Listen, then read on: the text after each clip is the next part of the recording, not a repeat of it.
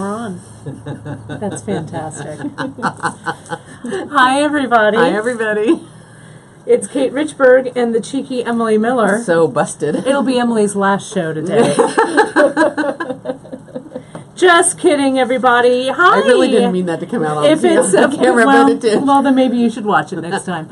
Good morning, everyone. How are you? It's Kate and Emily live from beadshop.com, and we are ready for Seed Bead School. It's a sunny day. Yes. And it's not as good a day as it was when it was raining to stay in bead, but there's no really bad day to stay in bead, right? That is so true. And Seed Bead School has returned with in like a lamb, out like a lion, something like that. I don't know. Oh, in like a lion, out like a lamb? One of those things. I am definitely lambing. In one way, out the other. I don't know. But regardless, it's back. And we are going to have so much fun today with our seed beads. Not that I ever forget about Seed Bead School, but you know, I get pulled in so many different directions by so many pretty things. Look at that pretty one right there. I know, right? Right? So we are going to talk a little bit about bead embroidery today, kind of about what prompted you to create this project. And we're going to talk about some alternative centerpieces and stuff like that. Other choices? Yeah, absolutely. But and first I'm going to see if everybody's on. How we doing? I'm trying to pull everybody up. I see Suzanne. It's Romper's Room time. Yeah, okay, there we are. Yeah, My computer's loading. Hi, Mel. Loading. Loading. Is it still loading? Oh, I have to say hello to my friend from my other gig that's maybe watching. Hi, Bonnie. Oh, that's She nice. told me that the day that you and I were a hoot together. We are a hoot. I said, well, yeah, we kind of work together. What can we do? Hi, Ma. There we go. And my mom's there. Hi, Mama. Dear Mama. All right. Well, we're all here. I hope you guys are excited about seed beads. Today it's going to be real fun. Hi, Debbie. Welcome to your first time live. Oh, welcome. Excellent. Debbie, that's great. Awesome. And Brandon, it looks like we're showing a little, well, people can see Ivan in the background. I don't know if you wanted to move us over or if we just want to let people see Ivan.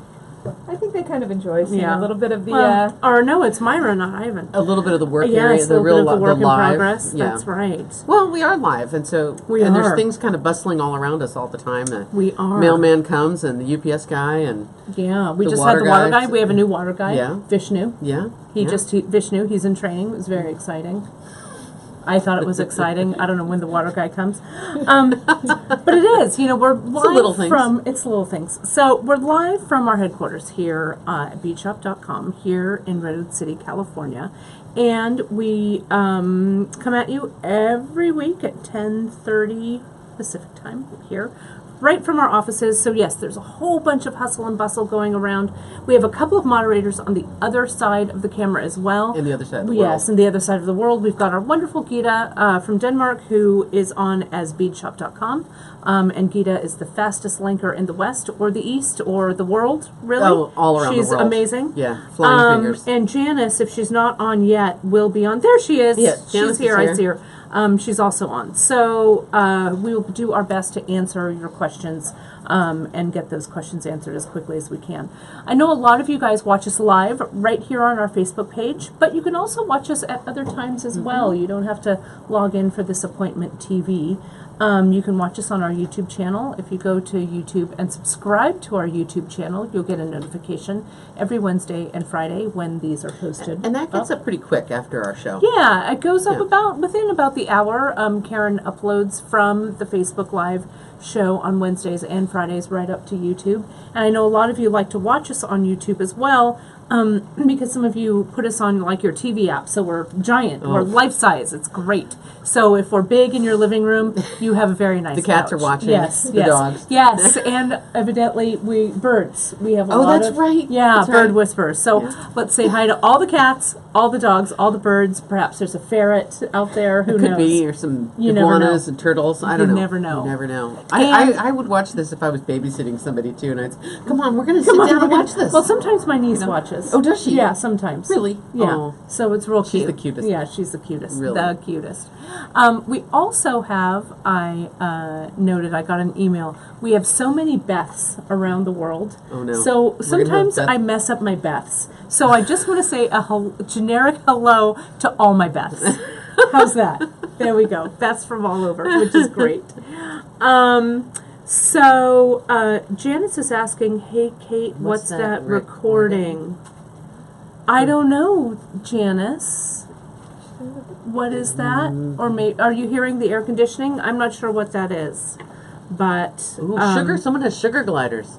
That's I don't know like what little, that is. They're like little squirrels. Oh, those little things that fly around. Yeah. Those are cute. I saw those once when I was in this house. Yeah, They were cute. it's kind of neat. Oh, that's me, Janice. Grandma, it's you, Grandma. Oh, that's funny. That's awesome. Is your sound off or on? Yeah, you never know. Or maybe we're Skyping and FaceTiming all at the same time. Oh man, It's whatever. I think Skype. I think FaceTime and Skype is kind of one of those amazing miracles of this new age that I just adore. Yeah. I love getting to see my sister's faces. Yeah. You know, from I way like away. I like to and FaceTime with my mom. And Skype It's with just my mom. really fun. Yeah. You know, because it's like you're right there. It is. It is. Sometimes right I cook there. with my mom. Oh. On FaceTime or Skype, and she'll be cooking, or my dad will be in the kitchen or whatever, and I'll be cooking, and Chris will be cooking, and it's kind of like we're together yet miles away. Yeah. So it's kind of fun. Yeah. So we don't have to hang out, but we can hang out. We can hang out online. We don't which actually is have awesome, to hang out in person. which is great. No, just kidding, Ma. Of course, she knows. She's laughing all at the same time. I did want to say, over on our bead group, the Bead Shop Bead Table, our Facebook group, it's kind of our kind of non-public face of beadshop.com.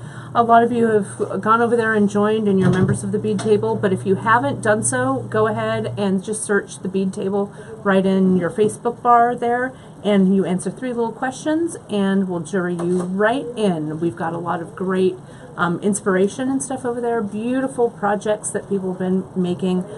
They've been really taking the ball and running. You know, with we kind of touched upon this a few weeks ago, and I one of the things that I feel as a bead teacher that is my duty is to not just teach you how to make exactly what I make.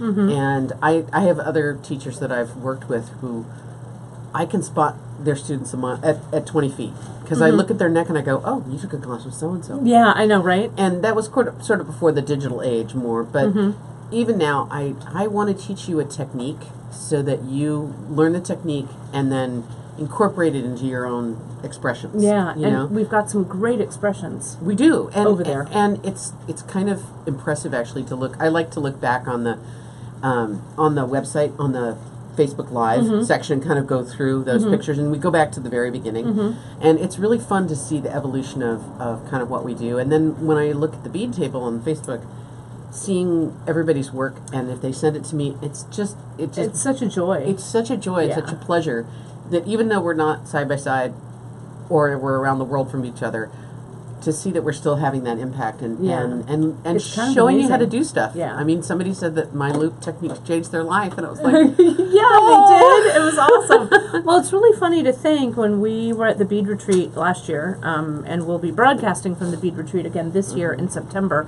We're really excited to share all of that with you.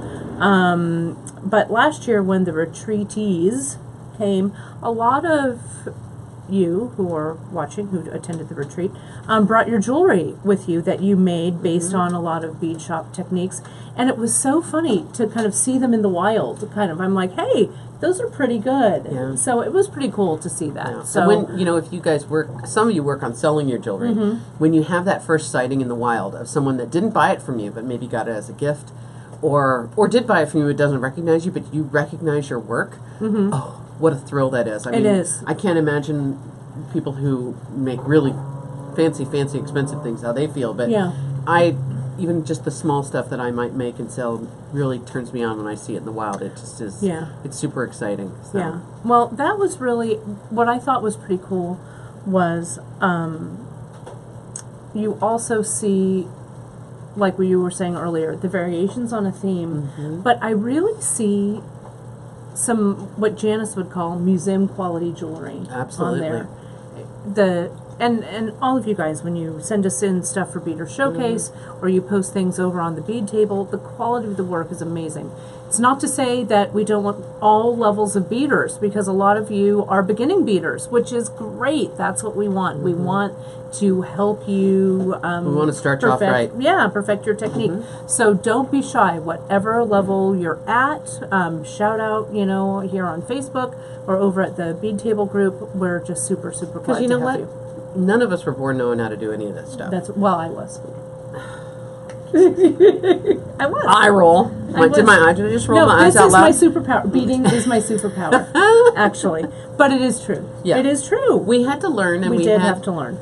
trials and tribulations and frustrations, and had to ask questions we thought we should have known. Yeah. Or we went out and searched it down, and it was harder, in we were looking it up in the card catalog. 12 years ago, right? it was harder than it is Bead today. book. Yeah. Yeah. But I really feel like the things that I've learned, and I had this moment the other day when I was doing something with beads that I thought, okay, I just learned something. Shouldn't do that again. It really didn't work. I'm going to recognize this message right here, and I'm not going to do that again. I'm going to move on. Yeah. But I'm not going to, I know that that's something I've learned. Yeah, and and a lot of times we try and perfect our technique before we actually go on camera, but especially it's fun being live. I think you get to see all of the kind of, sometimes the trials and tribulations. Well, that and sometimes we we have lovely things happen. I mean, I had a nice epiphany last week with the Vintage Finds, yeah. The piece that was great, the way you connected that piece. Yeah, I mean, it really was great. just made me feel great, and sometimes you will have those things happen to you too. Yeah.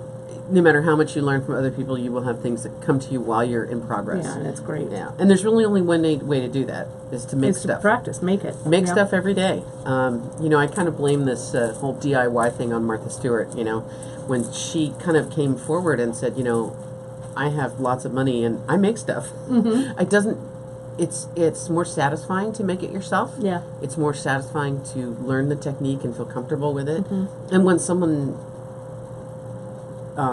compliments you on it, it's an even better feeling Yeah, than to say, if you I made it. Yeah. bought it. Or Yeah. a lot of times if you tell someone you admire their jewelry or their dress and they get a special smile on their face and they stand up straighter and they're more pleased, they don't even have to say they made it. You just know. You made just that. know. Yeah. And Yeah. it's really a cool nice. feeling. Yeah. Well, let's jump into what we're making today. We, as always, some of the learning, what you guys can do when you're watching this on the replay, and all of our replays, you can fast forward about 15 minutes to jump into the learning like we're going to do right now. Also, we have episode notes that come out on the Monday after the Wednesday broadcast.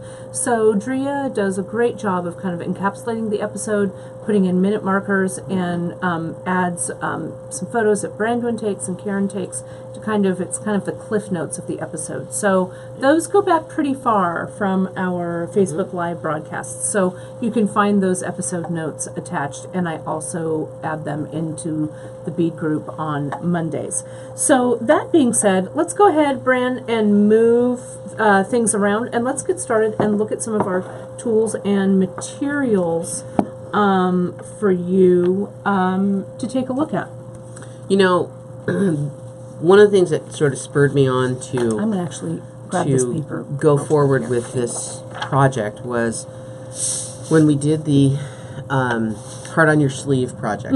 There were a number of students who felt that they wanted to have this as a pin, not as a pendant. And that's completely perfectly fine and really a great way to go.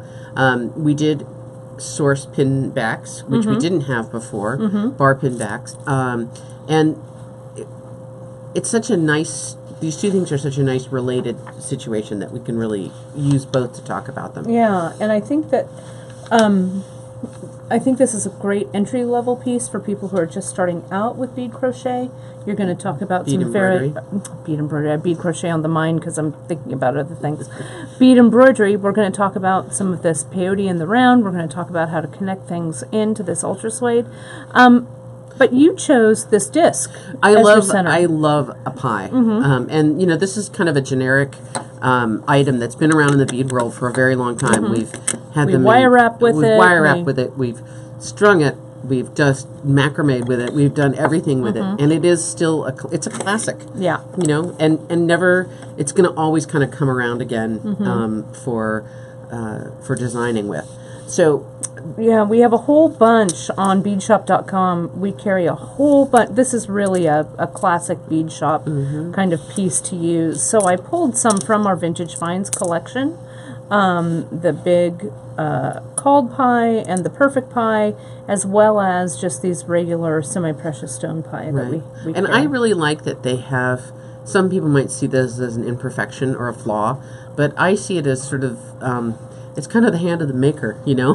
This is how these stones come from the earth, and so they have these great stripes and striations and textures and natural inclusions. yeah. And some of them are actually very plain and I think really need scream out for embellishment. Yeah, this red aventurine, the green aventurine is beautiful. Yep. And I also pulled in some of our carved components, Emily, that I thought would be, if you guys don't want to make something that's this large of a piece, because the pie is kind of, it's a 40 millimeters, I think. These guys are a little smaller, so something like this, all of these carved components, the Wanderlust, the pinwheel, all of these guys here from our Vintage Finds collection. I'm just pulling them all out. I'm piling them all Well, up. and these also bring in some other colors. You know, I mean, some stones have been enhanced. Sometimes they'll have a little bit of coloration like in the these guys. crevices, Yep. so that you can actually see that texture that's been carved a little bit more. But certainly, all of these are kind of ripe for embellishing. This one's really cool because of the pierced holes all the way around. Right. So and not you would only can we see- work around the outside, right, we you can could work through. inside. And it would also have the Ultra suede back ultra there. suede peeking through. Yep. And I also pulled from our Vintage Finds collection. I thought since they were kind of flat and kind of cool, you know, you could mix something like this butterfly and something like this, right? Glue them down and Work around them. work around two pieces, right? You know, when we do, this is Or really, something. for me, part one of Bead Embroidery. There's going to be a couple more coming along. I'm so excited. And the nice thing about this is that you can make this as simple or as complex or as layered, multi-layered and textured as you want. Actually, when you pulled these out, I'll tell you what I saw. I saw a pin that actually might have several of these in a pattern. And I'm not sure what that pattern might be yet, you know, but it might have several butterflies that would be fluttering on my lapel to have that kind of shapes to work around and to embellish on. And they also spur you into different colors. Yeah, for sure. You know, if you have something that's this nice dark red, poppy jasper kind of red, it might speak to this green, and you might have to transition between those two. And what are you going to use to bridge the to bridge the color gap? Right. Well, someone was also saying, of course, the classic. You could use just a classic cabochon, Oh, most like definitely. a vintage cab Yeah, or a absolutely. or Or a stone semi-precious cab. cab, whatever. Yep. Those could all work. Yes. You could also, for those of you who are super crafty and work in mixed media, if you make any of your own, like resin cabochons, stuff like that. Well, you know what else we would have be that we could cool. do this with is buttons. But right, of course, a button. I didn't Right. even. All Why of our- didn't all I even those, say? all those Our check glass glass buttons. So Incredible. you'll encounter those out in the wild, bigger also, but the small size is kind of nice to play around makes with. a nice little brooch. Yeah, and Yeah. you could have a cluster, several of those You know, I separately. like a brooch cluster. You know, And then I also pulled out, you're using seed beads in Yes. this extravaganza yeah, today. and this is just like I said, the beginning of working with bead embroidery. All the seed beads you have, all the beads you have can be applied in here. Some of the bigger ones are maybe a little more challenging, but all the beads that you have can be applied in this process. I also added, because you know, if a day can't go by if I can't use my shadow beads, but these are our cut cubes, our hematite cut cubes that are here, and we carry them in a variety of colors. Janice is just writing the copy now for brand new ones that we're going to be carrying. The colors Are those new ones we saw last the week? green, that blue, that super shiny, iridescent Yum. blue. They're going to be really amazing. So those would be a great thing to stitch with. And you were saying, Emily, we could use the shadows Shadows, of in course. just the regular size, the smaller size, the bigger size. Absolutely. So it's really King and adaptable queens technique. might be a little bit heavy little bit and big. chunky, but certainly all these will work beautifully. Will work nicely. Well, great. Well, let's look at the materials that you are going to use today. Absolutely. We've got 2 different flavors of this project, Yes. right? Yep. This one's called Fool's Gold. Right. Pyrite is fool's gold is another name for pyrite. And this one's called Deep blue sea. Deep Blue Sea, the blue. Yeah, the dark blue. Great. Right. So with the dark blue pie, I actually chose 4 seed bead colors to play with, and you know, in this case, we're going to be going around something round, so we will have the opportunity to do a little bit of decreasing or increasing depending on where we are on the round. And this part of this embroidery, the part that comes around the stone, is actually called a beaded bezel. Let me give you your beloved. Thank you. Oh, my all. Let The all of me. Give it all. Give it your all, Em. So a Give it your beaded all. bezel, Thank you. in this case, is not really holding things together. It looks like it is, but it's not. Okay. I used 2 colors of size 11 seed beads, the hematite and the black, and then also the black delica, and our dark blue Picasso. Okay. All those 4 colors gave me a little bit of a color range. So I liked the hematite to emulate metal. The dark blue Picasso is another stone relation, and the black is just black and lovely against anything. Against that, and you can find. If you go to our projects, you guys, and you click on Bead Embroidery, you'll see the materials list for both Deep Blue Sea and for Fool's Gold. So that listing of all the seed beads and everything that Emily is using, these are the Picasso opaque cobalt that you've got there, which are really nice. I think that Picasso bead really speaks a lot to this sodalite piece, which is great. too. And Emily, you used a delica here, so it doesn't really matter that you're mixing the sizes or the shapes of the beads too much. Well, in this case, I chose on purpose to mix the sizes. Okay. The delicas are a little bit smaller than our size 11s, so they helped pull in around over the edge that beaded bezel that I was making. Does everybody know what a bezel is? I'm wondering. Well, let's say. I have something that has a bezel. I have something on I'm that not has a wearing. bezel. I am curiously bezel free today. You are bezel. No, you're not. Oh, my earrings have a bezel. Okay, you're right. So, in metalsmithing, one way to attach a stone or a different material to metal is to use what's called a bezel setting. So the bezel setting is this metal that comes up to the top of the stone and curves over the top. To hold it in place. So there's no glue underneath this stone. It's just metal on the stone holding things in place. Okay? Similar to a prong setting that just has fingers or grips that come around the edges. But this bezel setting in this case really does a job. It's really holding the stone in place. For bead embroidery, we can actually cheat that a little bit. And instead of depending upon the beads, we can use a little ultra suede. Now I chose Admiral Blue ultra suede for this. And I don't love the name, but golly, I love the color. So picking a color that is similar to your piece means that if any little bit shows around the background or in through the middle or anything like that, it's kind all of going to blend. blended. Yeah, you could choose white if you wanted, or this has a little bit of a kind of a corally ochre color in there. I could have used an ochre colored background. So the bezel that you're creating, what's the stitch that you're using here? Peyote stitch. And in fact, we're using tubular peyote. Okay. So this is just this is actually a large tube that comes up, and then it folds over a little bit with the change in size. So we've got, for this guy here, we've got 4 different seed beads that you've chosen. We have this, the black, just the regular black Miyuki, the black Delica. We have this, I'm looking here on our list, the gunmetal 11-aught, and then we have that Picasso opaque cobalt Miyuki. And then for the Fool's Gold, you mixed it up a little bit. A little differently still. Yeah, and we have like a cut bead there, right? Which is really pretty on that little ruffle.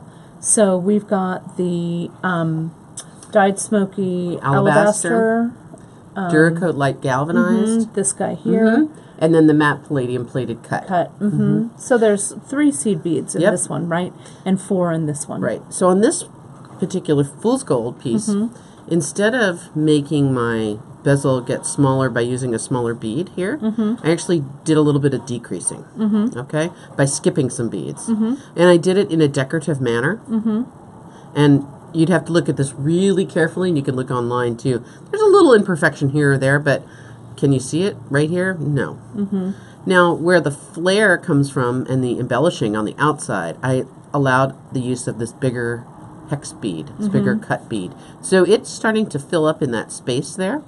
And I did 2 in each stitch on one round, and they flop around like little petals. Doesn't that look like a sunflower? Yeah, it's really cool. You know?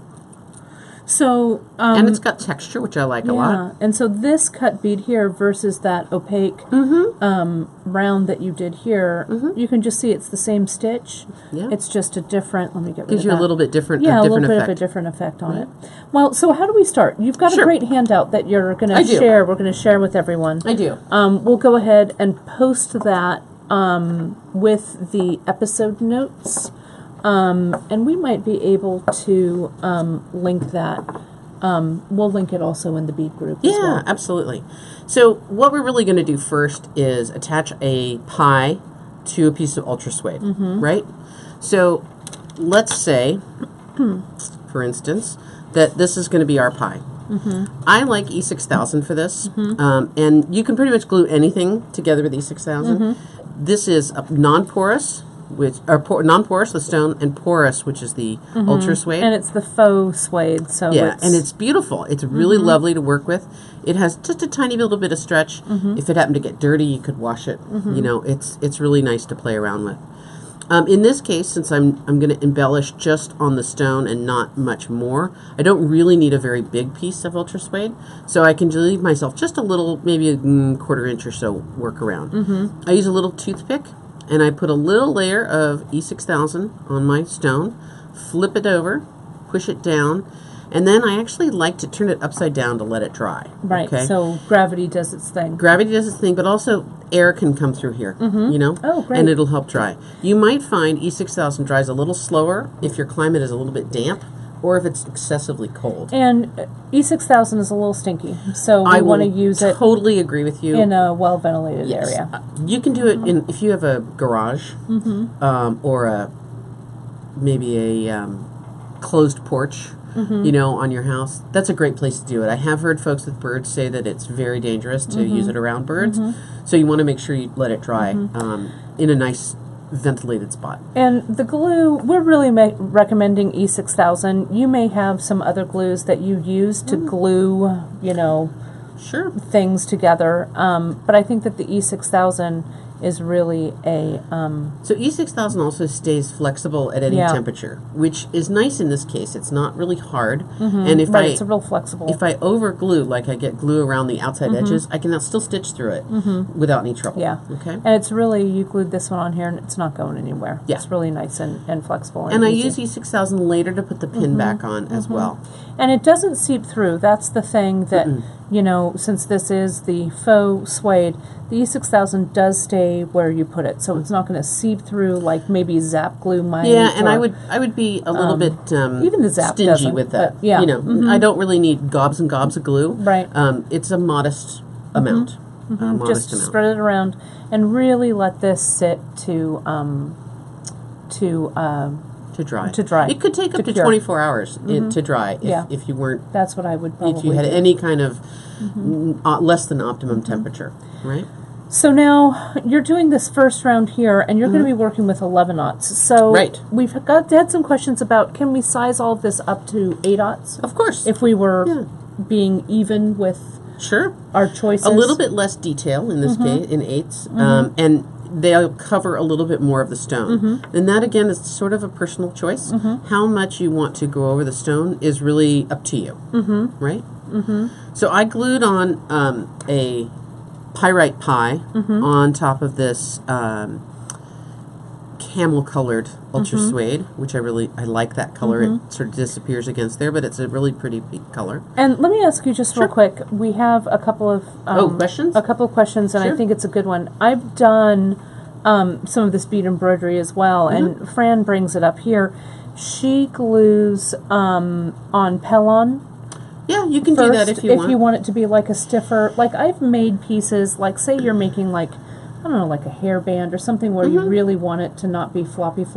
You know, I've actually found that if I'm just doing this kind of beading around it, I don't really need any substrate underneath. Right. If I'm going to do something that extends past this, and there's going to be some more shape to it, a little bit of, you know what I like to use? And you could glue it maybe in between and use this double, right? You would go right underneath here. You know what I actually like to use is a product that you can get at the fabric store where they sell drapery supplies. It's kind of a woven stiffener. It's sometimes called horsehair. Oh yeah, horsehair. I love horsehair. You know, at the top of the drapes where you have the pleats. Yeah. You can use a piece of that. You also use it at the bottom of hems if you're making a fancy dress. And you want right? the hem to stick out. Right? Yep. I know. So horsehair. if you want some stiffening, you can absolutely do that. Yep. Some people actually use paper. You can use. There's a couple of products out there, stiff stuff, things that are meant for this. And you can use like tearaway stuff if you're quilting. I know my mom is already thinking going, I'm going to go in my quilt room and see what I have for that as well. So. You know what's so simple about this this ultra suede is that for this particular kind of starting off spot, it's all you really need. It's all you need. Yeah. Great. Yeah. Great. Absolutely. Now we are going to have a second piece behind here because right now this is just the piece that I've glued to. Ultimately, we're going to have a pin back. And we're going to have another piece of ultra suede over the top.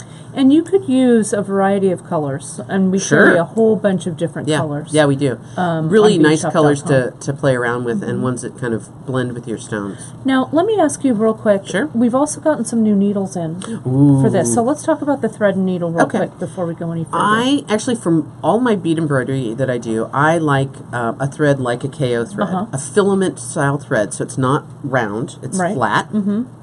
So KO, Nymo, Eslon, all those will work in this particular case. And this is a time where I just really prefer this flatter thread. What about Fireline? You know, Fireline's... It's a little sharp for this, It's a little sharp, and I think that it would lend too. you to pulling it too tight. And it might actually even rip your backing. Yeah, it's possible you can come through the backing. That was my feeling, too. Armstrong, of course. Yeah. And we did get some brand new needles. This, of course, was, you know, something that I had to have for my project. Yes, I like those sharps. We use them for quilting and hand sewing as well. Yeah. So this is called a Sharps needle, and it's short. A regular long beading needle is probably about half again as long. It's very stiff, so it's very unflexible and unbendable, and it's easy to poke through several layers of material.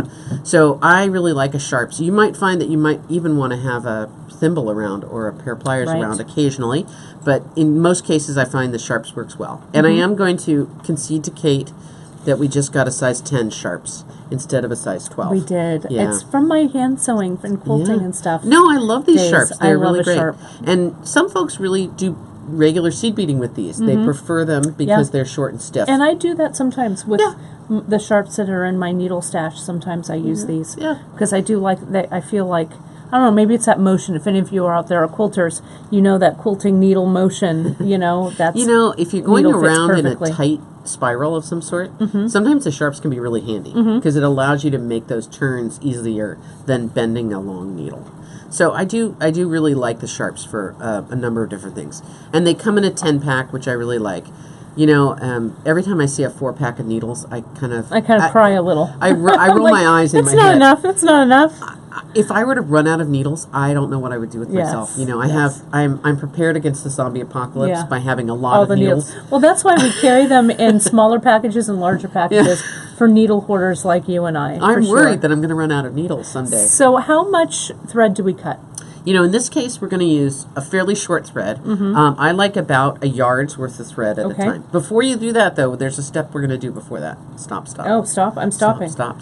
I'm ready. I'm ready to go. So one thing I like to do with the beginning of my embroidery pieces is to actually draw a line around my piece that I'm going to work around. And I chose the light colored ones because everybody can see mine a little bit better.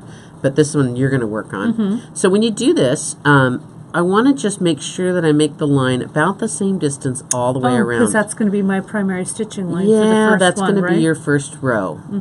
Your It's base a good guide. row. Yeah. Good guide. So I think you might be able to see Yeah, this. I can see it. You know?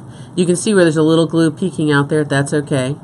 we're going to try and hold to that line as much as possible. Mm-hmm. So if you were to go under that line, so below the pie, you'd actually end up with stitching below it. Below it, right. And if you went too far out, you'd have sort of a sloping... Right, it would make it doesn't- sit funny. Yeah. So you want to be close, not too close.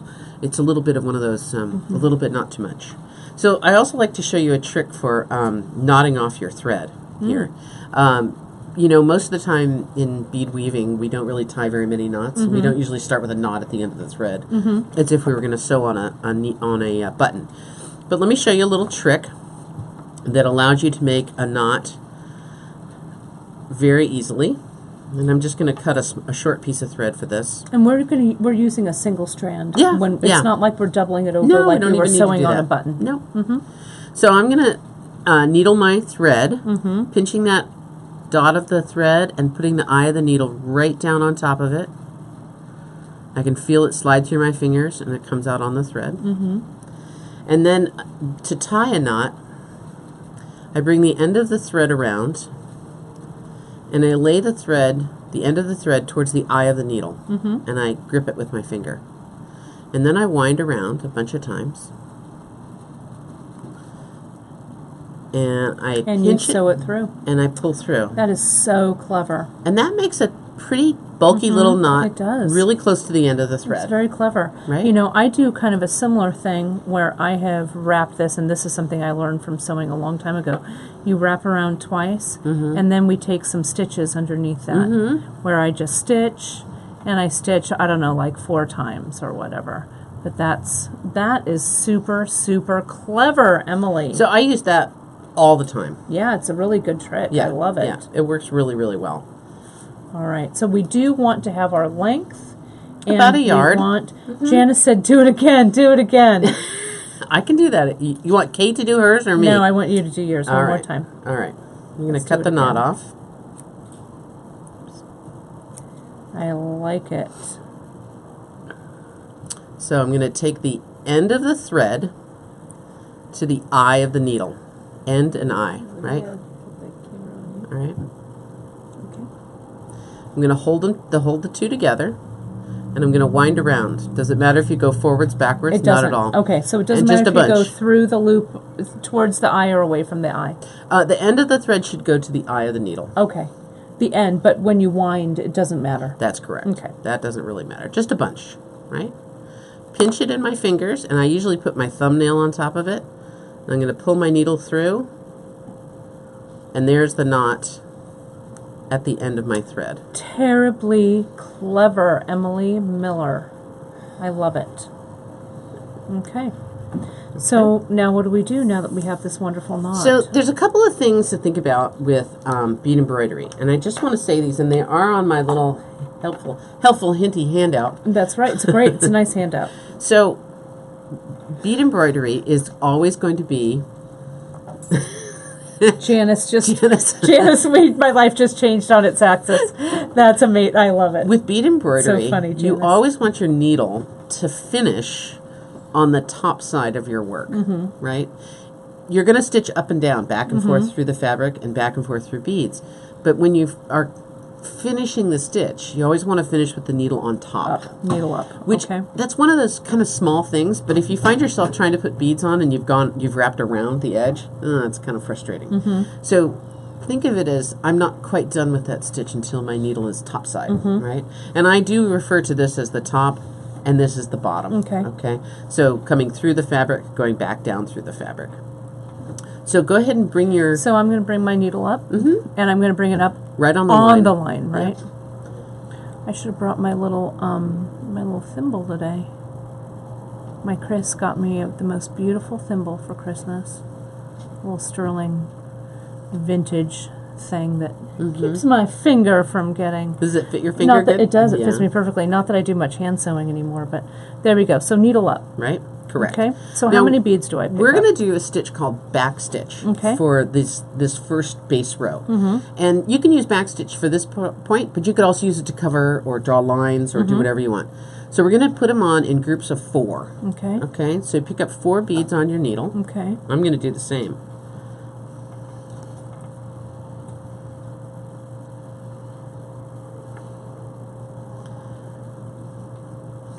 And I'm going to slide it down to the work. So here's my beads laying on top of my ultra suede, right? And you're working forward. I do. Away from you. It doesn't matter too much. Doesn't matter? But it's sort of the way I always do Okay. it. Okay. And what I want to do is hold my thread on top of my ultra suede, and I'm going to use the tip of my needle to push my beads back to the existing ones. Now, if you don't have any to start with, this is still the same process. What I want to watch out for is I don't want to have these beads kind of crunched up, nor do I want to have a lot of space Any air between there, right? I want them to be just fitting gently against their... hugging the pie. And I'm going to push my needle back through the ultra suede down, pull the thread through. And if you want to make sure that this is happening correctly, your beads should not bubble up nor flop over when you do this step. Now this next step is to come back up between the second and third beads in my group. Pull it up. And I'm going to pass through bead 3 and 4 again. Gosh, I need better light. Sorry, I'm going to hold it a little closer to my eyes, you guys. There we go. Okay. So up between beads 2 and 3, back through 3 and 4. Then I have a sneaking suspicion we're going to put 4 beads on our... Lather, rinse, repeat. Yes, we're going to put 4 beads on our thread, right? So I'm using 4 beads in this case. Really, it's kind of the minimum that I would add at a time. If you added 2, that's kind of slow. A little short, right? You could do more. You could do 6 and come through 3 and 4 and go through 3. Probably dividing it in half is probably a pretty good call. You could probably do 8 maybe. And I'm going to do this all the way around the pie. And I'm doing it in groups of 4 because tubular peyote, in this case, wants to be an even count. So clever. So no matter how many I pick up here, as long as I always do 4, then we're going to have the right count. I'll end up with the right count. Great. Now when I get to the end, and every pie is a little bit different, I might not have room for 4. Beads, right. Right? So then I'll just do 2. Right, as long as they're even. As long as it's an even count, I'm good to go. So back down, pull my needle and thread through, go up between 2 and 3, pull it up tight, snug, and out through 3 and 4 again. Right. Questions, thoughts? Are you with me? No, I think it's good. Okay. So let's say that because again, I'm not really being able to see very well. Okay. One of these is a little wonky. That's all right. That's going to fix Don't worry about when that. I come around, right? I'm not going to be so overly concerned that, one I would skewed not off a little be. bit. Okay. I would not be. That was my feeling, And you were right. but... So I have my last group here that I need to squeeze 4 beads in there, or 2 beads. So obviously there's not enough room for 2. There's more room than I need for 2. So sometimes when you look at your beads, you notice that some are bigger or smaller than others. This is a time where you could actually pick out 4 slightly smaller beads, Oh, right. narrower beads, and make them work into that. So I don't really throw away beads that are just a little too small or a little too fat. I know that I've got a place for them in my work somewhere. Oh, it's kind of tight. Oh, a little tight. Yeah, that's all right. So make it work. I'm going rogue. Uh-oh. And Are you off the train already? I'm putting on 8. All right. Is Are you that trying to okay? speed up the process, I am. Kate? 2, 4. So one of the things that I like about doing just a few beads at a time is that it's a little more controllable. But you do you, Kate. But if I'm going for speed to try and catch up to you? That's fine. You can. Okay. I'm going to see how 8 goes for me. Right. I'm going to go through my last 2. I love bead embroidery. I know, me too. It's very meditative. I haven't done and this in calming, years. Right? So there's my last 4 beads with my thread popping out. Now, one of the things that's interesting with having that knot on the back, you can always sort of feel where you started. Right. So if you ever doubt kind of where you are, just feel for that knot. And so I tend to keep it at about 2 o'clock maybe, and that lets me know where I'm at. Okay. And Ginger was asking, we are using Japanese seed beads for this, right? Yes. What about like our soul gel, like our Czech Oh, seed most beads? definitely. Even if they do have a little bit of variation in size? It's quite fine. I would be watching only for ones that are uneven. So fat on one side, skinny on another. sometimes in bead embroidery those come useful, but for the most part, this first base row, I'm going to want to put it together with fairly even beads. Okay. Now I'm using my white and black and turquoise beads from my Seed Bead School. Seed Bead School kit. And the reason I'm doing that is that you'll be able to see much more clearly kind of what's happening. And I'm using a blue contrasting thread, so that's definitely not what I would And I'm using do. some of your beads from the Fool's Gold Right, on this so one. So we're all up the train. We're all over the map Now, today, one thing that is another good tip about bead embroidery that you might want to think about from time to time, in a large distance or large amount of beads, it's really nice to go to the backside and take a little stitch with a knot. And what that does is, if something were to happen untoward to this and your thread were to break, you would have you're minimizing your thread bead loss. your bead loss, right? Okay? That makes sense. So, in fact, here I am kind of at the end of this row. I'm going to poke my needle through, and I went a little under the pie, and I'm going to just take a tiny little stitch, the smallest of stitches, since I can do that with this nice, short, stiff needle. I'm going to run my thread through, and a little loop. I'm going to go through twice like a surgeon's knot, and pull that up tight.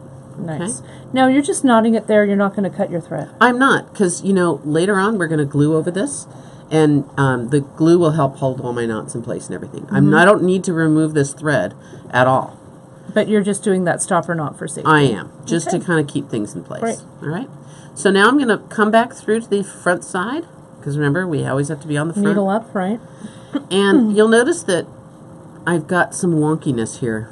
Slight tad of wonkiness. A little bit of wonkiness. Sorry, Gita. W-O-N-K-Y. Wonky. I'm going to take my needle and pass through all of the beads one more time. I thought you might do that. That So gives you another round of thread in that whole. it does. Right? So everything's doubled up. Great equalizer. Sometimes when you think about using a single thread, it's a little scary. That's not a lot of thread in there. Is everything going to hold together okay? Yes. We're going to go back through it again. And that gives me my doubled thread, right? It's purposeful on 2 levels. And so you're not going up and down. It's just circling around. and circling the wagons again. The great circle distance. Yep. And then it sets me up just to be ready for your first peyote. Peyote, yeah. So I can feel with my finger where that knot is all the time, so I know really where to start and where to stop. If you're ever worried about, did I go through there too many times or another time not enough? Right? So the peyote that we're going to do today is a little different from the peyote that we've done in the past. Right, for that ombre bracelet. Right? Because flat even count peyote is pretty straightforward and doesn't have any surprises. But peyote, tubular peyote, has a surprise.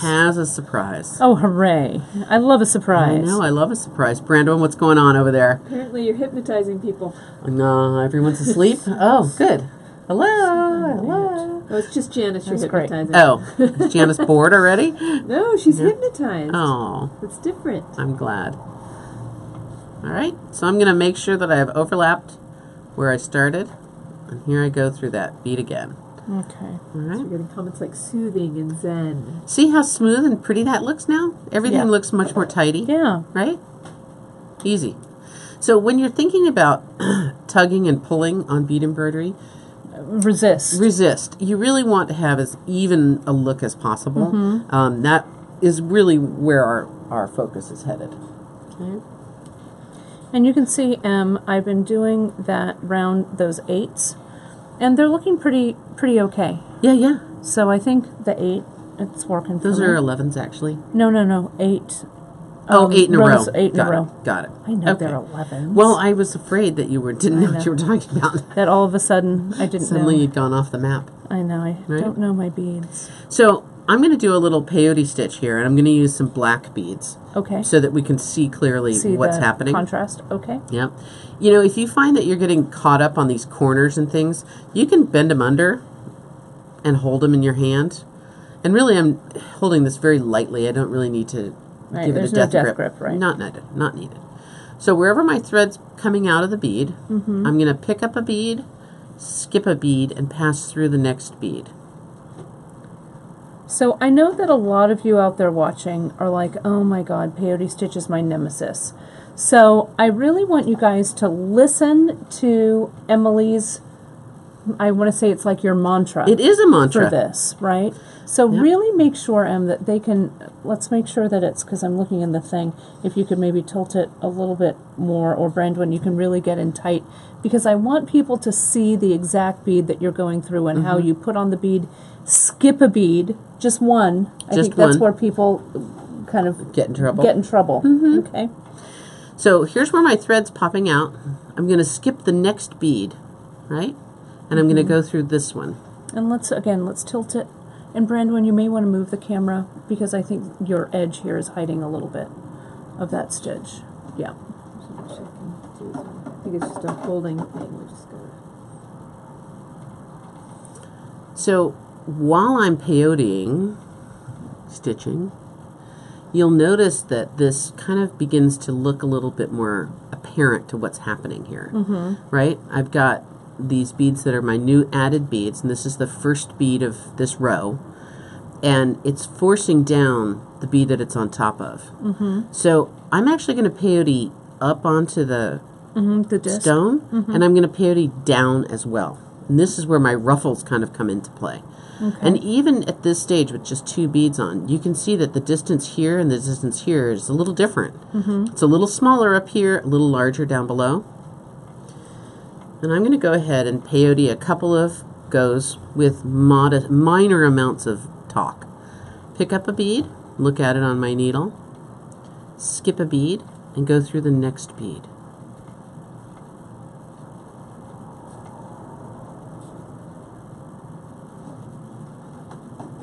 Great. And you're going to do this upper row complete before you would go and do that lower row. You're not Yeah. doing them at the same time. No, one at a time.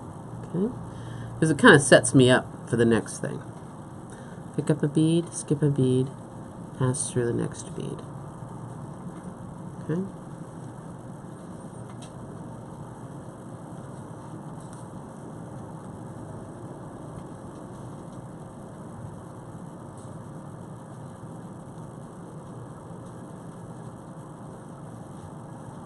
Now here's a common thing that happens with peyote stitch, and it happens with the beginning rows.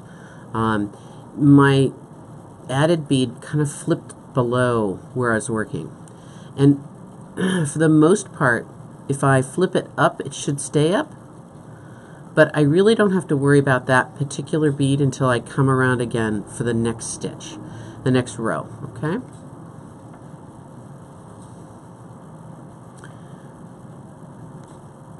And what you're doing, Em, when you're skipping that bead, you're creating the space for the next row, I am. right? The Yep. next bead to pop in. So that's why it's put on a bead, Yep. skip a bead. And this looks like I got something lost down here. You know what? That bead just snuck under the pie. Right? So it gives a very kind of visible and predictable sawtoothed edge. Some up beads, some down beads as we go around. Okay? Oh, Emily and her... Your bead chart. My charts. It's time for your chart. It's time for a chart. Okay? Did you want me to work on that one at all to get you any further? No, I don't think so. Okay, I you're think I'm right. okay. All right. Yeah. Yes, I made you some new charts today because I like a chart. Yes. Towards you. Okay. Towards you. Yeah. Okay. Perfect. I'm going to wait for Brandon to kind of catch up with me here. So here's we're looking at this at an angle. Here's our pie stone laying on our ultra suede. And this is the first row of beads that I did the back stitch with, right? So my thread came up from below, put on 4 beads, went down below the ultra suede, came back up, and back through those 4 beads. And then it persisted to go just like that all the way along, picking up, putting on beads, going down, locking it in, going along, etc., all the way around. Okay. And we do want to make sure that that base, this is an even number of beads, Even correct? number, right. So by adding my beads, picking up and adding my beads in even groups, I know I'm going to have an even number of beads. I like the 4. It's a little more maybe controllable.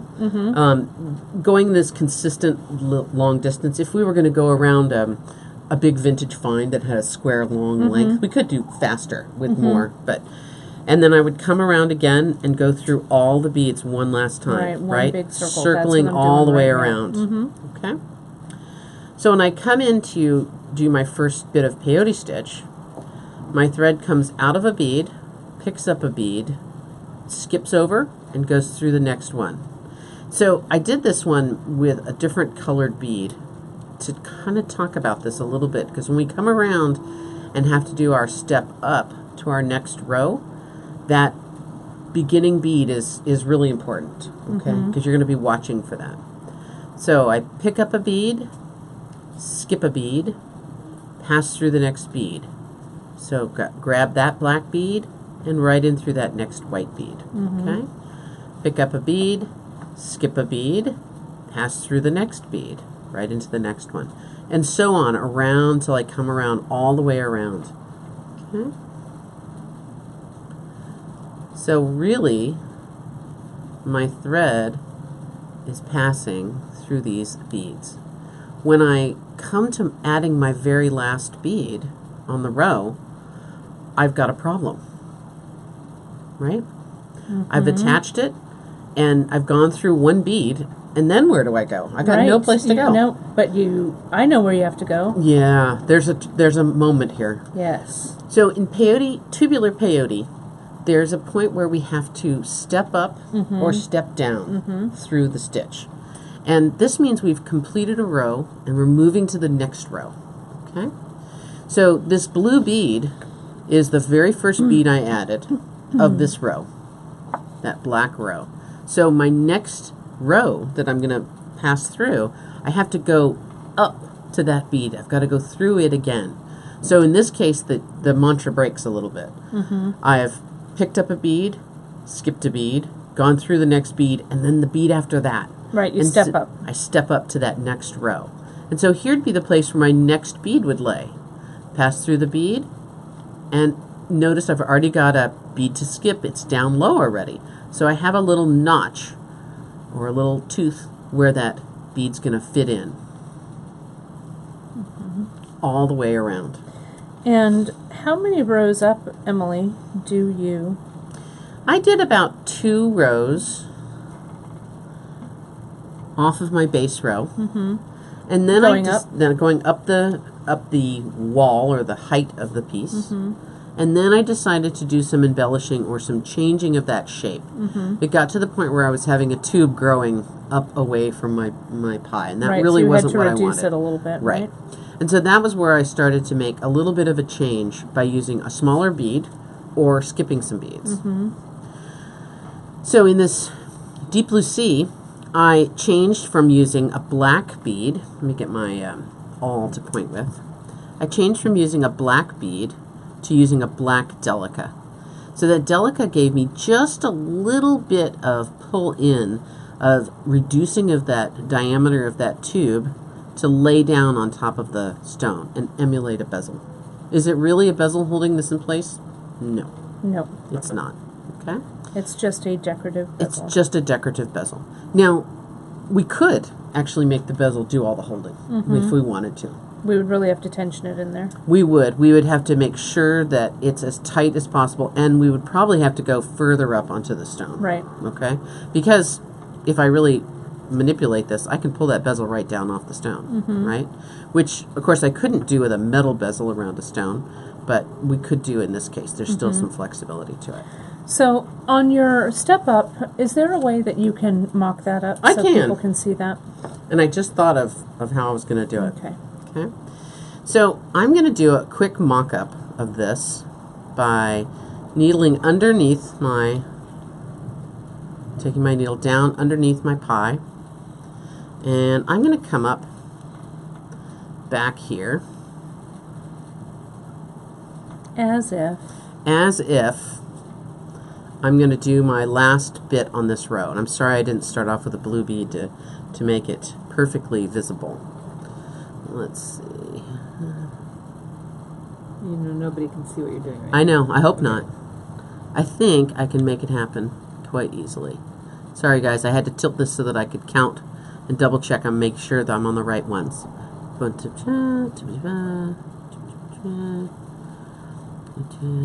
I think that's the right one. Back up. I'm going to move this out of the So way. it's not so confusing.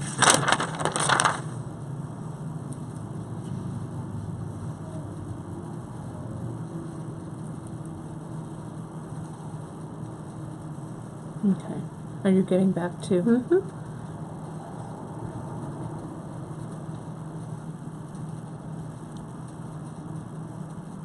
Great. Okay. So let's tilt so people can see. Okay. Because all they can see now Is my the fingers? felt. Yeah. Is the felt? Oh, Is the, okay. Yeah. So I'm going to put my last, oh, I'm actually in the wrong spot by one. All right, let me back up one row, one bead. I should be able to make it work. I'm going to pass through this last bead, and I'm going to step up into my new row. I know there's going to be 2 beads under here, but everybody just hang tight. So what it does is it really ends off the row. So you can't really tell where the beginning, this was the first bead I added, and this is the last. You can't really tell where that is.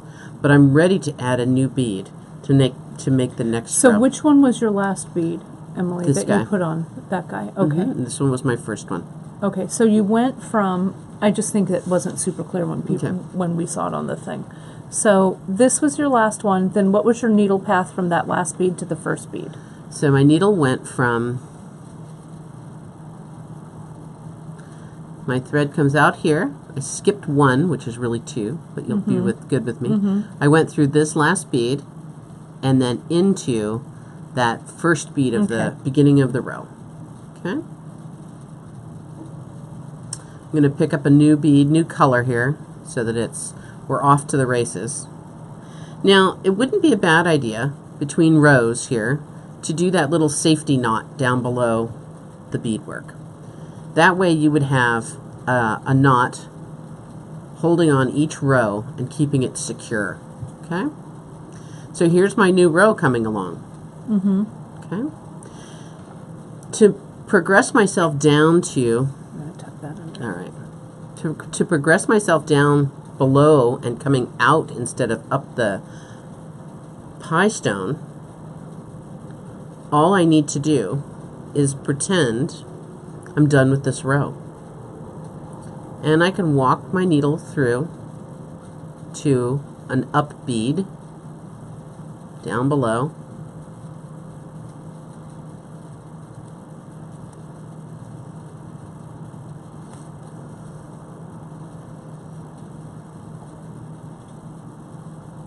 And begin peyoteing again in any place that I like.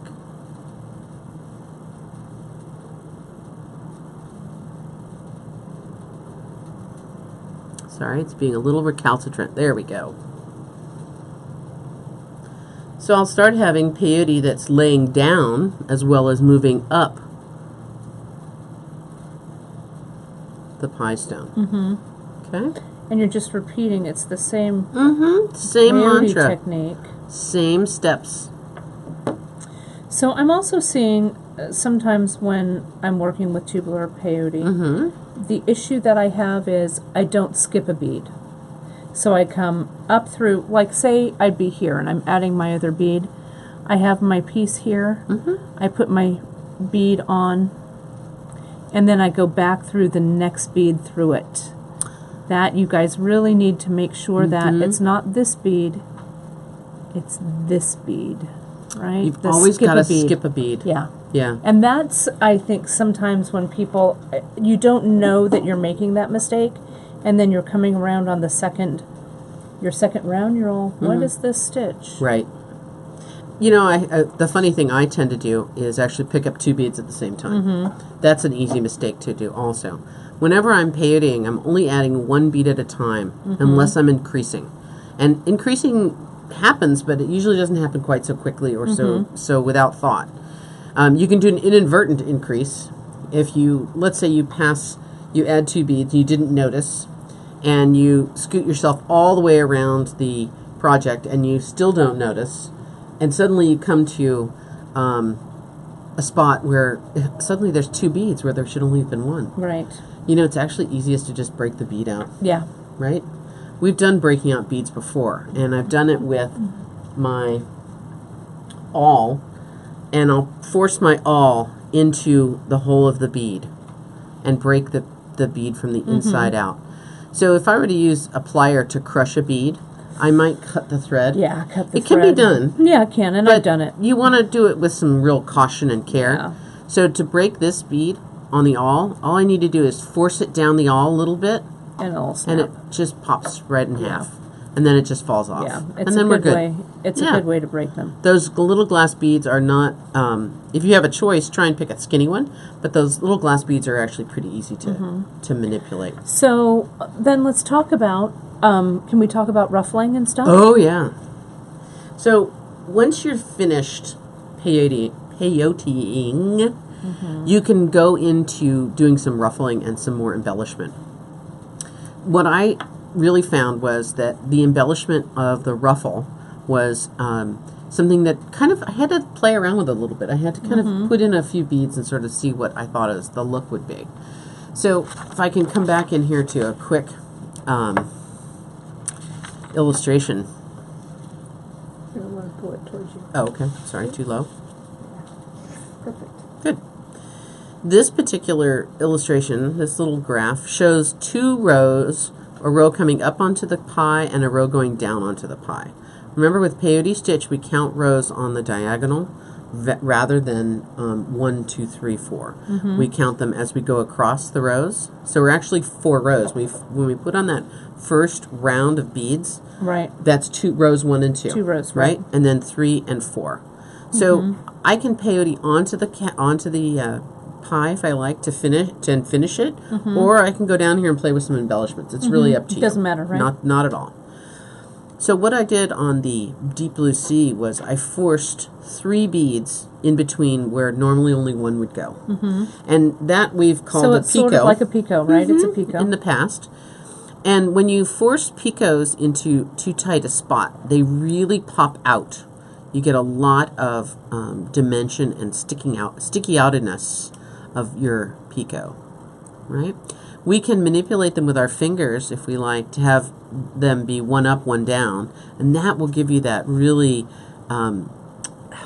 I love anemones in the sea, and I always look at their shapes and how many tentacles and how their little leaves Right. are. I don't know what they're called. Flared. I don't know what they're called. Their little either. fingers kind of hang out, and this is Right. what was reminding me of that. Was it looks kind of like a sea anemone. It does. Kind of has some bits going up and down, and very organic looking. So let me ask you, I'm about to go to the end, and I'm also almost out of thread. Perfect. So, what happened? What Well, happens? What happens? So So I'm I would gonna- like you to do any embellishments to start them on a new thread in any case. What's that? Any embellishments that you do, I think it's smart to start it on a new thread. On a new thread, in any okay. case. So it's perfect that you're running out of your about a yard of thread because you didn't waste any and you didn't have to worry. So I'm going to make that step up right here. Okay, and finish your Let's row. see, yeah, if I can finish it. This bead is being a little persnickety. Why is it that when I say, look at this, I can't see it? Okay, so I have put on my bead, skipped my bead. I'm going to I've got these last 2 beads here, right? Right. So I'm going to put on a bead. I go through, I'm skipping Yes. this bead, and I'm going through this bead right here. And The sticky uppy bead. Indeed. And that's my step up, right? that is your step up. You did it. Right there. Perfect. Tell me again. Say that again. Perfect. Yes. So now, you guys, can you see how my thread is ready if I weren't going to stop and add more thread? my thread, what Emily was talking about, that little opening, is ready for a seed bead. Yeah, most Right. definitely. So what do I do to change my thread out, Em? Needle down. Needle down To the just backside. anywhere? So I'm going to needle. There I go. Needling down. Okay. And I like to take just a small stitch Okay. in the ultra suede. So anywhere you like in there, that's Okay. perfect. There's my stitch. Whoops. Of course. Doesn't that always happen to you guys when you're like, oh, come on now. It was all going so well. There we go. Take a stitch. Yep. Knot it like you mean it. Okay. So I do my knot here. And I'm going to go through once, That'll work perfectly. twice, 3 times. Whoops. 3 times. I like to hold my finger there. And just slide all of this right on down. I do it much faster when I'm not trying to show you on camera. It's a little bit of bubble of thread there, but that's not the end of the world. Okay, and now I clip it away. Yep. Perfect. Right. Now I just knot another piece of thread Start a new and start a new thread, right? Yeah. Do Okay. it. Yeah. So that this allows you to have some security if something were to happen. But all of these threads are going to be glued underneath with that pin back. So it doesn't really matter. So it's okay. Yeah, even if there's that little bubble in the thread, So no importante. So Mimi's question is a good one. So do I need to know, could I start this anywhere now? Yeah. So I don't need to know where my beginning and my end is on this, right? Because this full circle, this is a full circle. I You're came complete. up and I'm complete. So I could just come in wherever my beginning, I was over here. And Whatever where makes I you could just, happy. I could just come up, but I'll come up with my thread and I'm going to start needling through. I'll bring my thread up. I'll go through this thread bead right here, put on my thread, and go through that bead. Right. Is that right? Actually, what I would do, instead of doing that, Tell me what I do. is I would go down and do it here.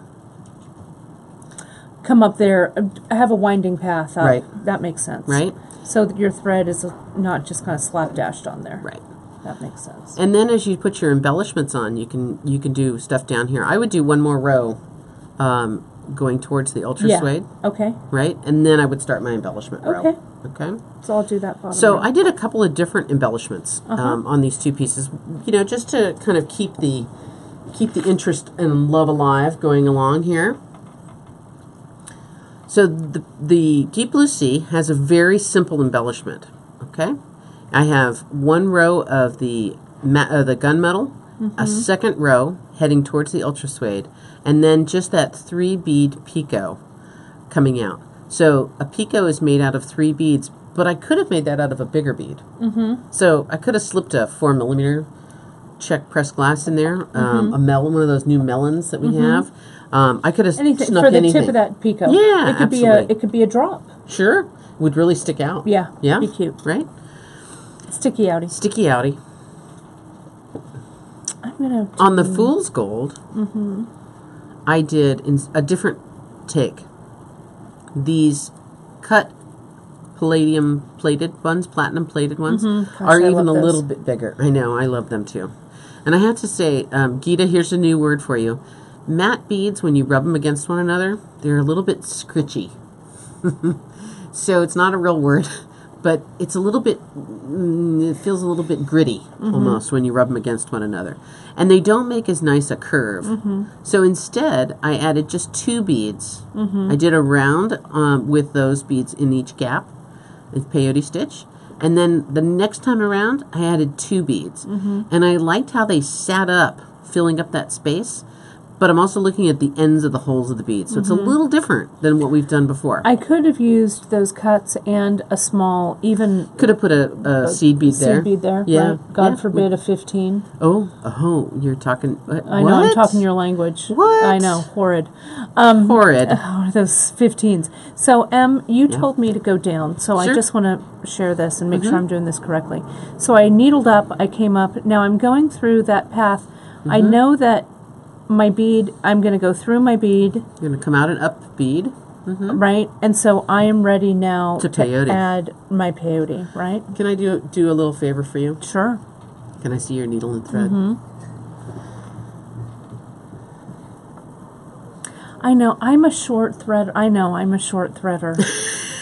I like to have that long Shall I tell piece you of what I thread. just did? Yes, because nobody could really see it. Yes.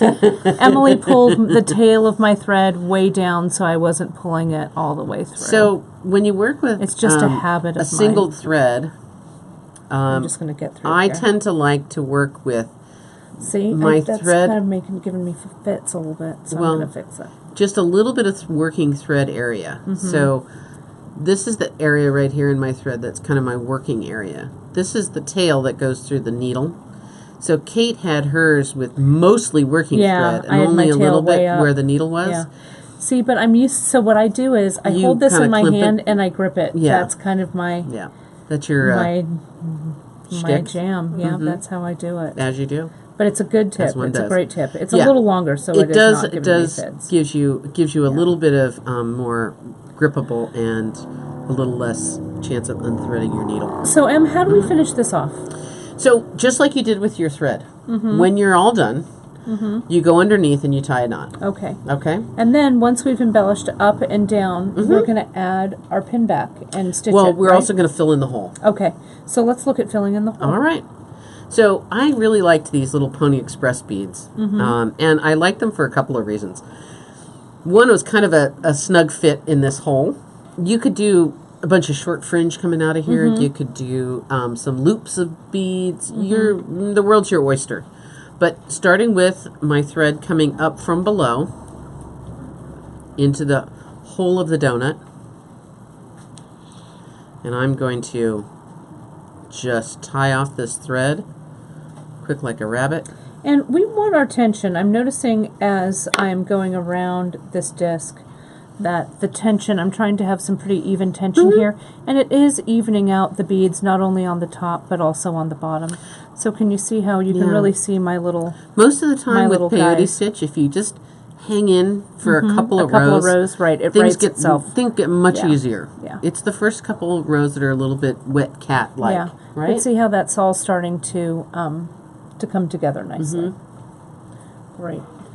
I just saw a little note here. I was Bugles would be cool. Mimi just suggested bugle beads. Oh, yeah. And bugles would be fun yeah, absolutely. for embellishing. So I'm going to pop up through the opening of the hole of the donut. And in this case, I think a wise thing to do under the hole, through the hole of the Pony Express, is to cover the thread with some beads. So what's going to happen is the bead will ride on the beads themselves, not on the thread inside. Okay? So I pulled that all down into the hole.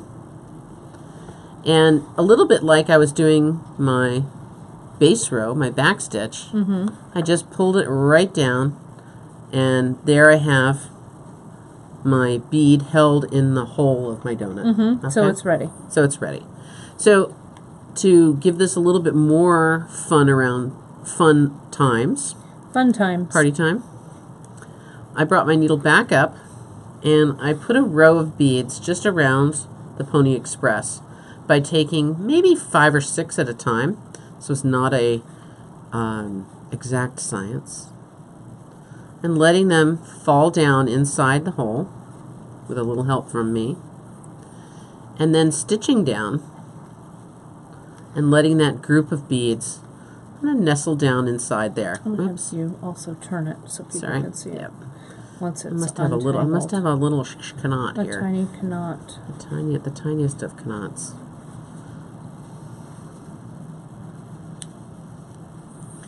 And let those beads drip down inside. That's nice. Yep, and they fit kind of under my Pony Express a little bit. And it But boosts it up a little bit. It's a nice little backdrop to it, I Yeah, think. absolutely. You know, you could choose to fill up a hole like that in any way, or leave it open if that's what turns you on, right?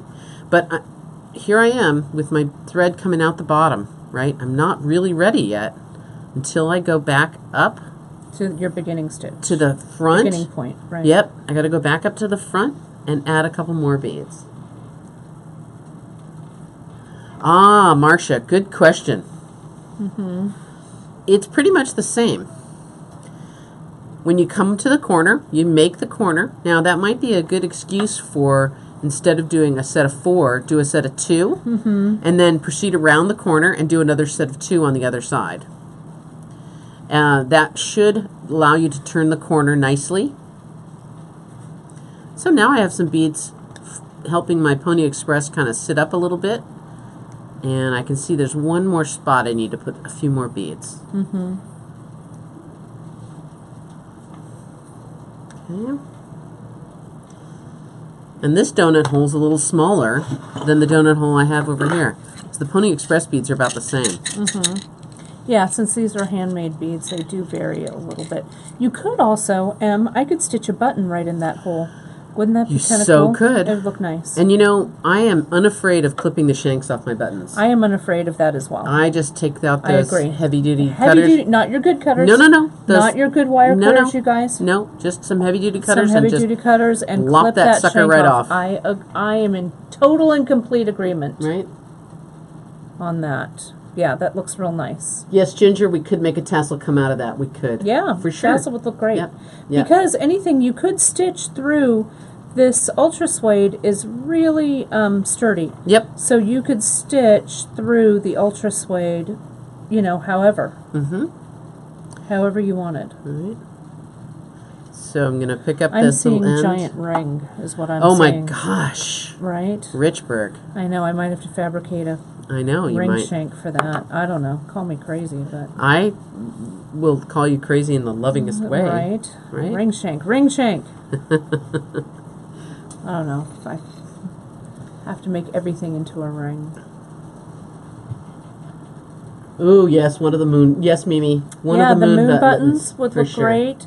Yeah, a button would be terrific here. Yeah. And it's super easy. You just stitch it on like a button. So let's talk about the pin back. I want to say one thing. I noticed Chris was saying that she felt stressed out by the size of these beads. You know what's really nice about Japanese seed beads is that they have really consistent large holes. Yeah.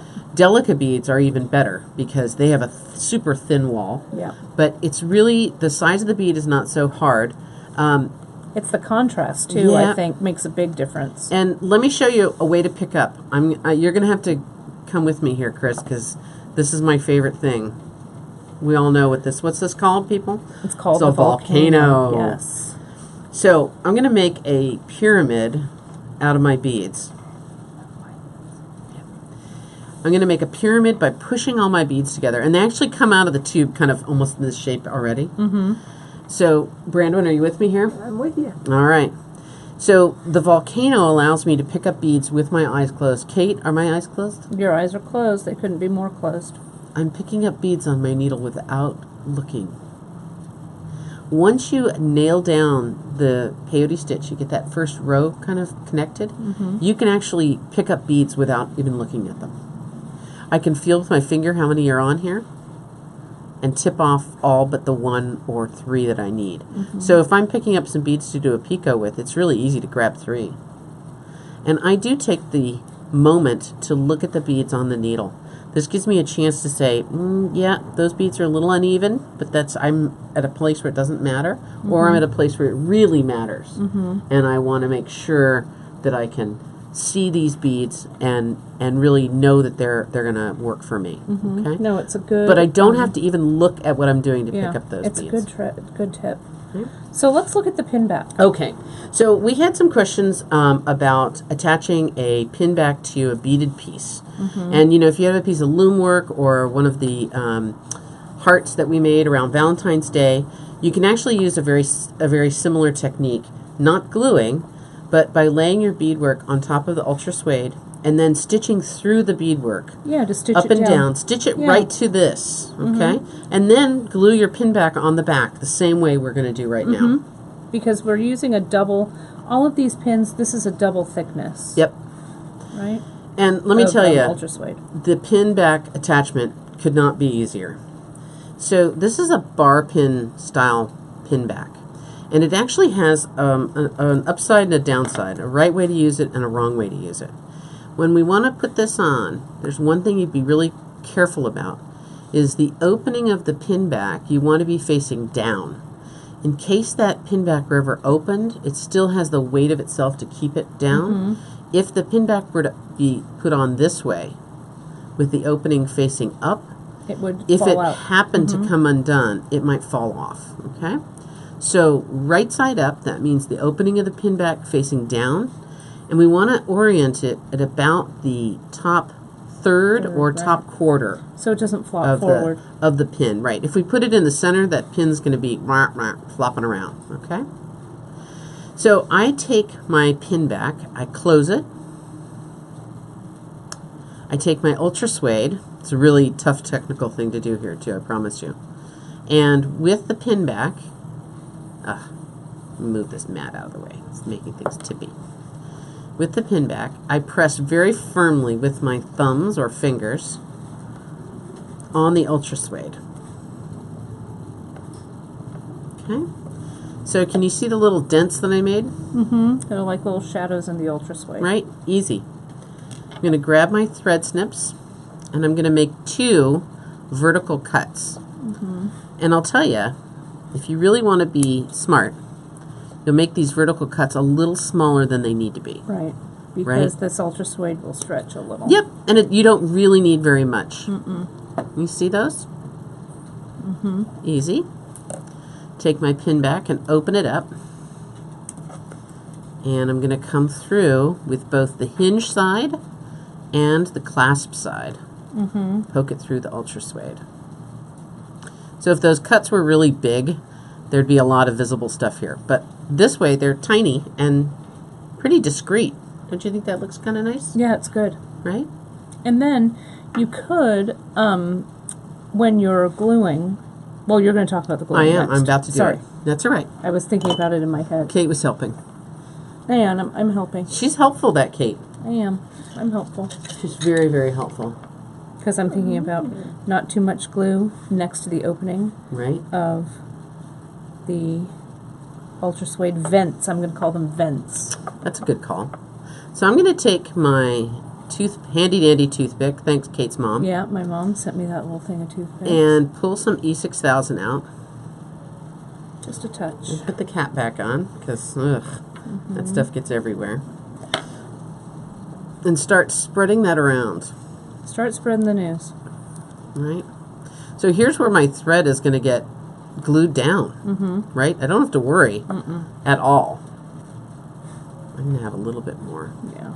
A little And more. again, we want enough so that your ultra suede is going to stick, but not so much that it's a big gluey mess. I might have done a little bit much, but we'll see. Maybe not. Oh, no, we're fine. If you have a little extra, I actually need just a hair Do you? on this. All right. I'll give you a toothpick with a little on it. Perfect. All right? I like the sound of that. Good. There you go. Thank you. So check again that I'm right side up. Knowing where I want it to be is a good thing. And I'm going to put my ultra suede back on my pin. And I like to put a little outward pressure on this, so any extra glue is kind of going to the edges, which is fine. That's the perfect place for it. I don't need it underneath. Doesn't that look pretty? So sleek. I got to tell you, the very first pin back I did, I put a slit in there, and I put it all together, I glued it all down, I went, oh, I didn't really need to do that. No, it's really clever. My very first pin back that I applied. And you could also, if you wanted to stitch the pin back on the ultra suede back. Yeah, you could I mean, if you wanted. could if you want to do little decorative embroidery stitches or stuff like that I on the like back. doing You a could. little bit of a whip stitch around the back of this pendant, just to keep everything kind of nailed down. And I don't have What do my you other need? sample. Oh, right here. It's right there. So this one's not quite finished. Okay, I trimmed around the edge, took away the extra ultra suede. This is why you don't need to waste it by having too much there. And then I'm going to take a needle and thread and do a little tiny whip stitch. So whip stitch is pretty simple, and it shouldn't be a big surprise that you maybe know what whip stitch looks like, because It's pretty basic. it's a pretty basic stitch. And I'll do the same process that I did before. Needle up a thread, tie a knot in the end, And I have a really hard time not doing this like I mean it, you know? Yeah, that knot I just did. You're not terribly clever. Isn't that fun? Yeah, it's a good one. Oops. And yes, Chris was asking, we do sell these snips, Chris. These are just our old school thread snips that we carry, and they are indeed old school. We've been using these forever and ever. They are the best. So I'm just going to go through one layer of ultra suede to start. And I'm going to push the beadwork out of the way just a bit and grab both layers of ultra suede and just push my needle over a little bit, quarter inch-ish maybe, and go right around the edge, catching both layers. Now let me ask you this, as you're whip Riddle stitching me this. that, could I also incorporate a little bead in my whip stitch as I was doing that? Absolutely, you could. Yes, I could. And that would be another really great place for some 15s. Yeah, for 15s, because they could wrap around there real nice. Yeah, be nice. Yeah, right? So this is the finishing step. And I would let my glue dry. Yeah. You know, get all the beadwork done, admire it, show everyone how clever you are putting that pin back on. And let it sit 24 hours. And then let it sit 24 hours. Yeah. And the glue, if it's a little bit tough to poke through, get a thimble out, you'll be fine. Yeah, and it's always saying, you know, like when you learned embroidery from your grandmother, like I learned embroidery from my grandmother. Gran always used to say, honey, we got to make the back of the piece look as nice as the front. So you want to make sure to take I nice learned little embroidery stitches. from a wonderful teacher that I had in high school. Wow. Who was really a Renaissance woman. She drove a real big pickup truck, and she trained horses, and she taught us. Told me about this, she taught us how to do all kinds of things. We learned how to do knots, and we learned how to do set like smudge pots, and we learned how to detail sheep and shear sheep, and we slaughtered a cow one time in Future Farmers of America, and we did a lot of different things with her. She was really clever, but she taught me how to do embroidery. Wow. Yeah. That's awesome. Yeah. Very unforgettable teacher of mine. I told her once that I wanted to try the loom that she had in the home ec room, and so the next day I came in and she had it all ready for me. Oh, that's to awesome. try it out. And so I made a little loomed piece. loomed piece. It's like a dollhouse rug. Oh, I love it. Yep. So you're just going to continue all the way around. I am. And that's all she wrote, right? Yeah. Tie the knot off. Right. Right underneath, a small little knot. And I like to and you're good to go. feed my needle through and then pull it out. Right?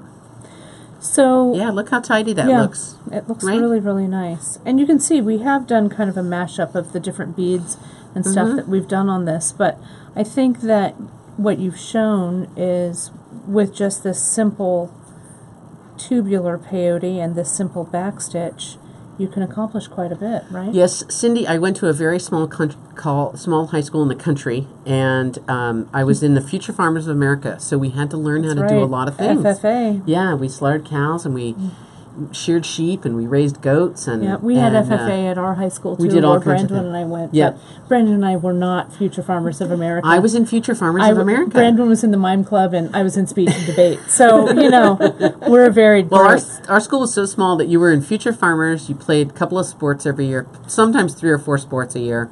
You know, you had to be in the search and rescue team. You had to be in the theater club. Yep. You had to be on the student council because we didn't have that many students. That's right. Everybody had to Everybody be on had something. to do, kind of like here at beadshop.com. You had to be multi-talented. You know, we've got to multitask. Yeah, Well, let's go absolutely. ahead and take a look at some of the, just the final products. And Brandon, why don't we move that camera Yeah. up? All right. And let's call it a day for bead embroidery. Yeah. Shall we? While I still So I have maniacally string both or a, stitch on the... I'm almost done here. a sheet of diagrams coming your way and a sheet of how-tos as well. That's really And this great. also covers the ultra suede and the gluing or stitching on if you're going to do your heart or another piece of beadwork that you want to mount for a pin. Great.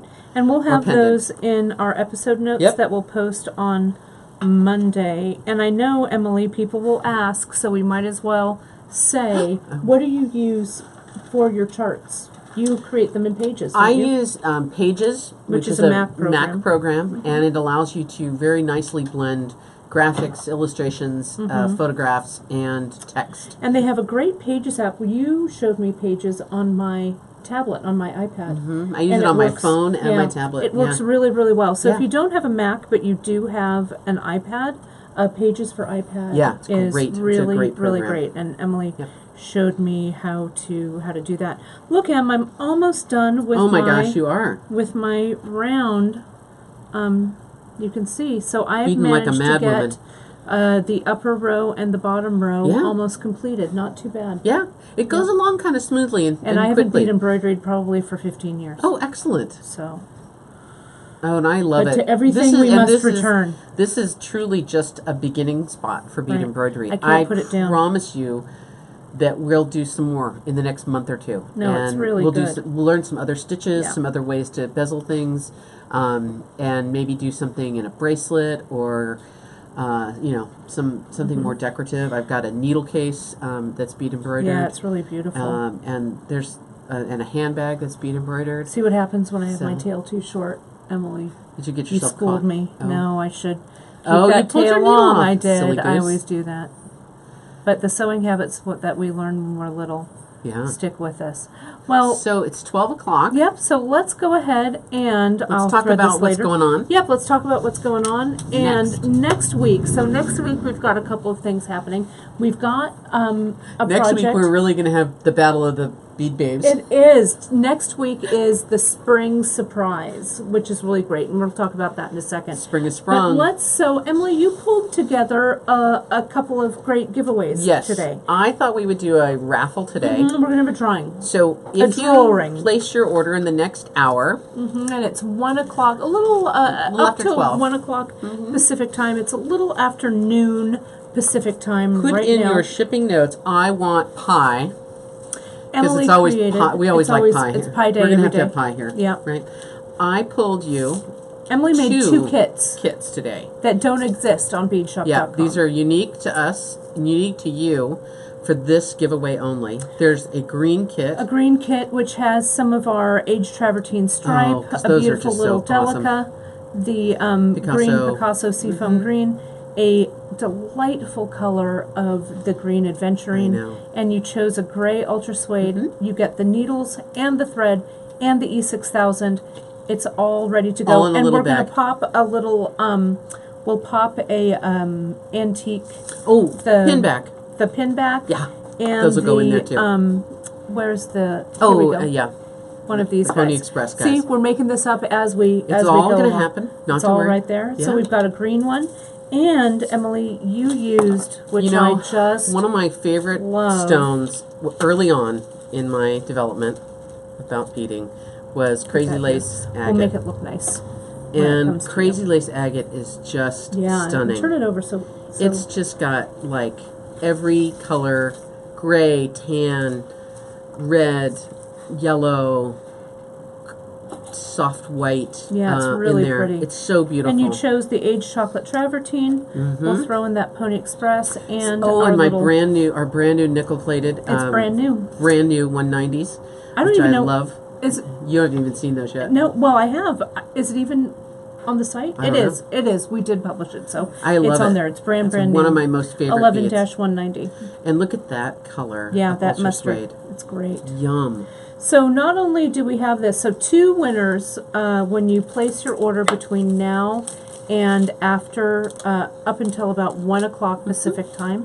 Just write Everything in you your need. notes, I want pie. And today is 3/28/2018. So if you're watching this later, I'm sorry that it won't apply You have to catch us your when it's order. live. We do. But we also have, that goes through midnight tonight, we have a seed bead sale that's going on.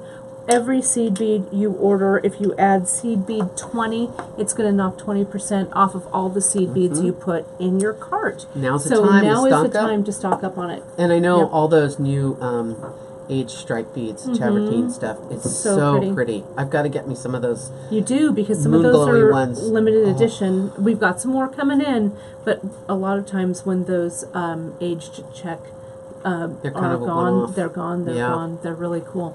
So That's so much fun. It was so fun to do So this bead entertaining, embroidery. isn't it? I can't wait to finish this. It's going to be great. I hope you have a lot of fun playing Yeah. along. And again, we'll post all of that. Be on the lookout for the episode notes coming out on posted up on Monday. So like I said earlier, next week we're working with our new spring mix that Jen created. It's fantastic. And we're calling this episode the Spring Surprise, because we're not going to show you what we're making. I don't know what Emily's making. Emily doesn't know what I'm making. And you don't know what either of us are making. We're kind of keeping it a secret Yeah. because we both had different takes on what we should be doing. Yes. And not that it's a competition or an argument or anything. It's just a spirited discussion. It is. And we It's going to be so fun. both came up with things that are unique, and Yeah. I'm excited. Yeah, it's going to really be am. really fun. Yeah. So we're going to continue to work with seed beads next week, Yep. because the monthly mix will debut that day. It'll debut. Actually, it's going to go And it's live delicious. on next Tuesday. So it's Jen outdid her. You're not going to believe it. It is amazing. It's And wait till you really see the really packaging. good. Yeah, it's so 'Cause- good. Oh my gosh. So good. It's perfect for spring. Well, on that note, I will see you guys on Friday for Free Tip Friday at 10:30 a.m. Pacific time. Until then, have fun with your bead embroidery. This was amazing. Thank you. It was really Job. fun. Super fun. I know, and I love that there's more to come. So if you get comfortable with this, just you wait. Just you wait, Henry Higgins. I've got some other tricks to show you We about do. bead embroidery, We and can't you'll be wait. able to do some neat stuff. Yes. Well, on that note, We that's did it again. We did it again. Have a great vacation. For some of you I know are on spring break. Oh, Have a yeah. great week. And Happy I'll see you on Easter. Friday. Happy Easter, everybody, to those who celebrate. And we'll see you guys soon. See you bet. All right. All right, we're out. Talk to you soon. Let me see your pie again. Oh, it's right there.